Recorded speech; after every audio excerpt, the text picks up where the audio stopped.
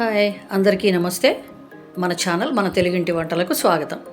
ఈరోజు మనం oats with dry fruits, దాంతో మనం రోల్స్ ఎలా చేసుకోవాలో, లడ్డు ఎలా చేసుకోవాలో, చాలా హెల్దీయెస్ట్ ఎనర్జీ బూస్టింగ్ అనమాట ఇది. చూద్దాం. ముందుగా ఒక ప్యాన్ తీసుకుని పొయ్యి మీద పెట్టుకుని పల్లీలు వేయిస్తున్నాను. 1 కప్పు పల్లీలు తీసుకుని పల్లీలు వేయిస్తున్నాను. అది కొంచెం రోస్ట్ అవ్వగానే కలర్ మారుతుంది కదా, చూడండి. అలా ఆ కలర్ చేంజ్ అవ్వగానే దాన్ని వేరే బౌల్లోకి ట్రాన్స్ఫర్ చేసుకోవాలి. మళ్ళీ ఇప్పుడు దాంట్లో నేను 1/4 కప్పు బాదం, 1/4 కప్పు జీడిపప్పు తీసుకున్నాను. పిల్లలు తినేవాళ్ళు ఎక్కువగా ఉంటే ఇంట్లో ఇవి ఎక్కువ వేసుకోవచ్చు, 1 కప్పు వేసుకోవచ్చు. ఇదంతా మన ఆప్షనల్ అన్నమాట. ఎవరికెవరికి ఏవేవి ఎంత కావాలో అంత వేసుకోవచ్చు. తర్వాత ఇప్పుడు 1 కప్పు పుచ్చగింజలు, 1 కప్పు గుమ్మడి గింజలు, 1 కప్పు సన్ఫ్లవర్ గింజలు వేసుకున్నాను. వేసి ఇవి కూడా కొంచెం కలర్ మారగానే తీసి మళ్ళీ వేరే బౌల్లోకి ట్రాన్స్ఫర్ చేసుకున్నాను అన్నమాట. ఆ తర్వాత ఇప్పుడు చూడండి, నువ్వులు వెంటనే వేగిపోతాయి అన్నమాట. అవి వెంటనే తీసి బౌల్లోకి చేంజ్ చేసుకున్నాను. తర్వాత ఇప్పుడు ఫ్లాక్స్ సీడ్స్ వేసాను. ఇవి కొంచెం ఎక్కువ వేసానండి నేను, ఎందుకంటే కొలెస్ట్రాల్ తగ్గడం కోసం. ఇలా ఇవి ఎక్కువ తింటే కొలెస్ట్రాల్ తగ్గుతుంది కదా, అందుకోసం. ఇవి కూడా వెంటనే కాలిపోయాయి. వెంటనే తీసి నువ్వుల్లోకి ట్రాన్స్ఫర్ చేశాను. ఇప్పుడు ఓట్స్ తీసుకున్నాను. ఇది 1.5 కప్ తీసుకున్నాను అన్నమాట. తీసుకుని ఇది కూడా చక్కగా వేయించుకుని కొంచెం కలర్ చేంజ్ అవ్వగానే ఇది వేరే బౌల్లోకి మార్చుకోవాలి.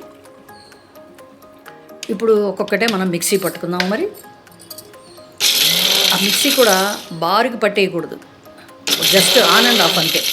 అన్ని కోయర్స్గా రావాలన్నమాట, కచ్చా పచ్చాగా. అదిగోండి, బాదం పప్పు, జీడిపప్పు అవి లైట్గా అలా ఒకసారి తిప్పగానే కోయర్స్గా వచ్చేసినాయి. అవిగోండి పల్లీలు కూడా అలాగే కచ్చా పచ్చాగా వేసుకోవాలి. అంటే మధ్య మధ్యలో పప్పులు తగులుతూ ఉండాలి మనకి. అవిగోండి 3 గింజలు కలిపాం కదా మనం, సన్ఫ్లవర్ గింజలు, పుచ్చ గింజలు, గుమ్మడి గింజలు. అది అలా కోయర్స్గా పట్టుకుని వేసుకున్నాను. ఆ తర్వాత అదిగోండి ఫ్లాక్స్ సీడ్స్ పట్టుకుని అది కూడా కోయర్స్గా పట్టుకోవాలి. మరి అది నువ్వులు ఫ్లాక్స్ కలిపేసాను. ఇది శనగపప్పు అన్నమాట. 1/4 కప్పు వేయించిన శనగపప్పు ఉంటాయి కదండి, అవి కొంచెం టేస్ట్కి బాగుంటుంది అన్నమాట.